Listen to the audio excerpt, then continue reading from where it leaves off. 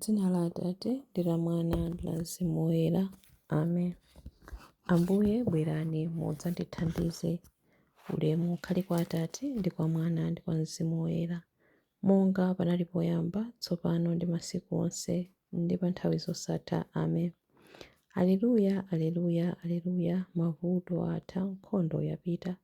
Tsopano chipambano cha wopambana chapezeka. Lolani nyimbo yotamanda iyimbidwe. Aleluya, aleluya, aleluya, aleluya.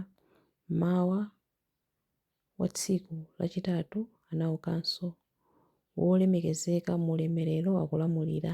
Tiyeni tisangalale ndi chimwemwe. Aleluya, aleluya, aleluya, aleluya. Ambuye wouka, matamando onse apite kwa inu, kuti tikhale ndi moyo wosatha. Aleluya.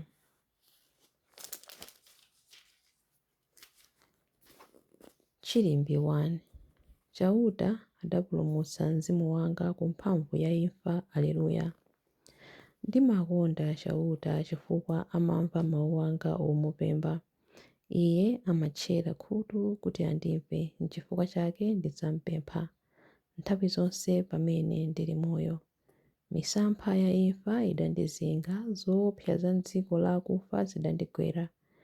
Ndidaona mavuto nkugwidwa ndi nthumazi.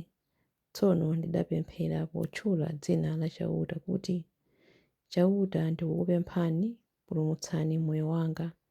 Chauta ndi wokoma mtima, ndi wolungama, Mulungu wathu ndi wachifundo. Chauta amasunga amtima wodzichepetsa. Pamene ndidagwa m'zoopsa, iye adandipulumutsa. Iwe mtima wanga, bwerera ku malo ako opumulira, chifukwa Chauta wakuchitira zokoma.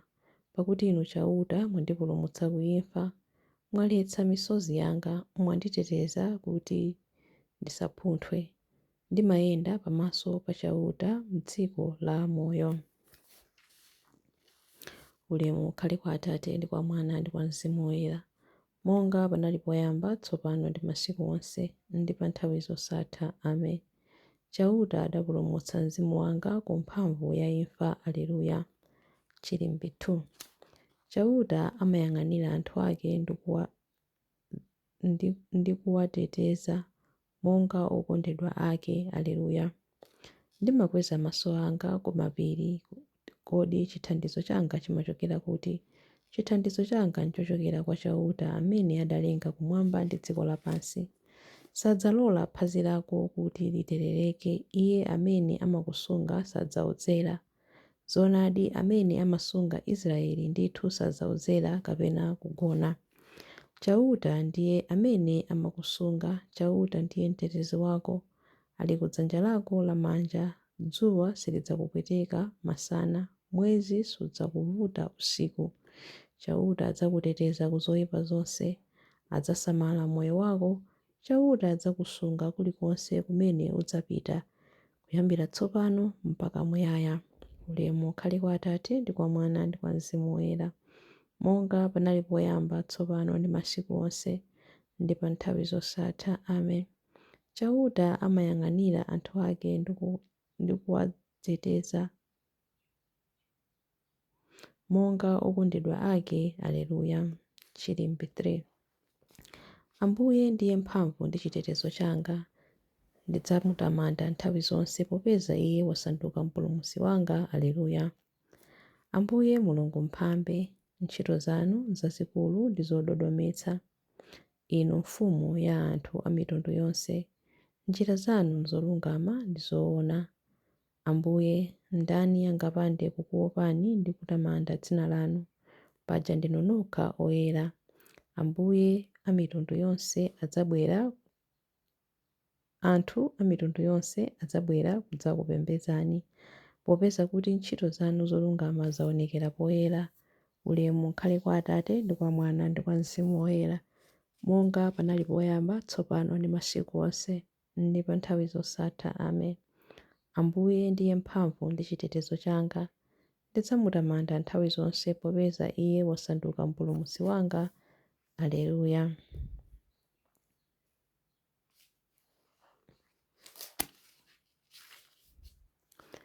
Mawu a Mulungu.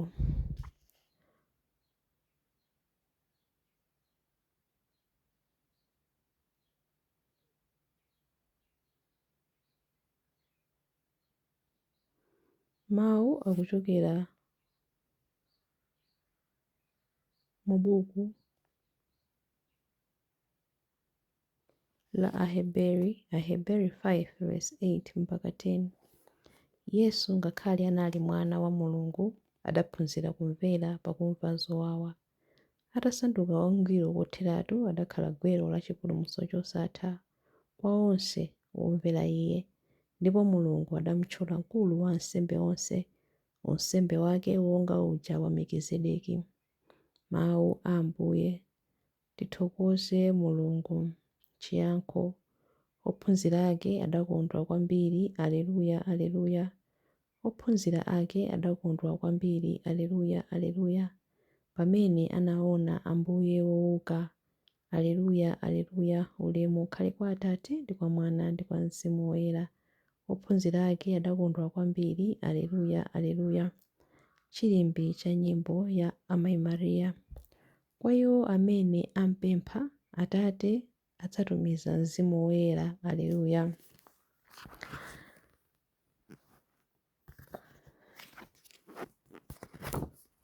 Mtima wanga ukutamanda Ambuye, ndipo mzimu wanga ukukondwera mwa Mulungu mpulumutsi wanga, popeza kuti wayang'ana kutsika kwa mtumiki wake.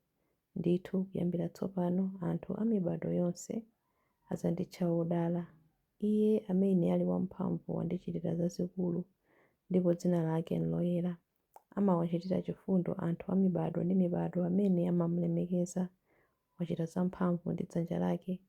Wabalalitsa anthu a mtima onyada. Mafumu amphamvu wawatsitsa pa mipando yawo yachifumu. Anthu wamba nkuwakweza. Anthu anjala wawakhutitsa ndi zabwino. Anthu olemera nkuwabweza osawapatsa kanthu. Wazathandiza anthu ake a Israeli pokumbukira chifundo chake. Izi ndi zomwe adalonjeza kuti adzawachitira makolo athu akale aja, Abrahamu ndi zidzukulu zake mpaka muyaya. Ulemu ukhale kwa Atate ndi kwa Mwana ndi kwa Mzimu Woyera, monga panali poyamba, tsopano ndi masiku onse ndi pa nthawi zosatha. Amen.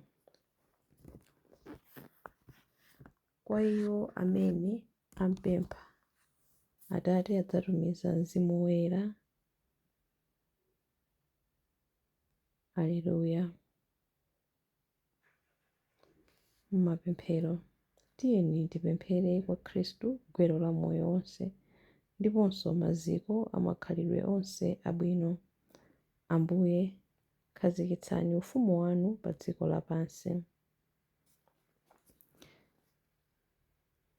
Yesu mpulumutsi wathu, munafa kuthupi koma mudabwezeretsedwa ku moyo ndi Mzimu.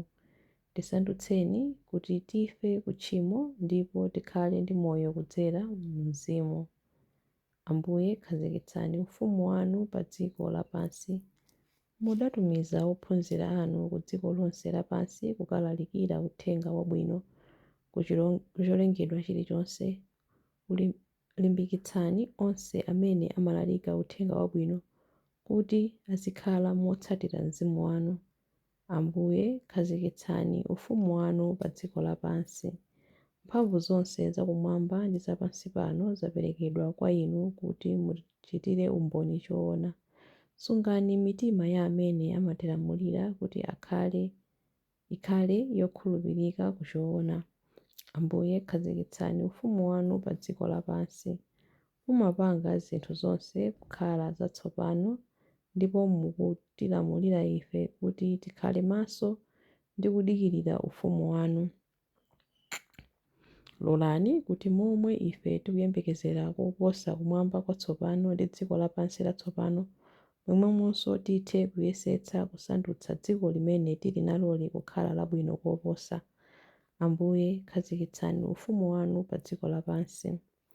Mudalowa ku dziko la anthu akufa kuti mukawapatse uthenga wabwino.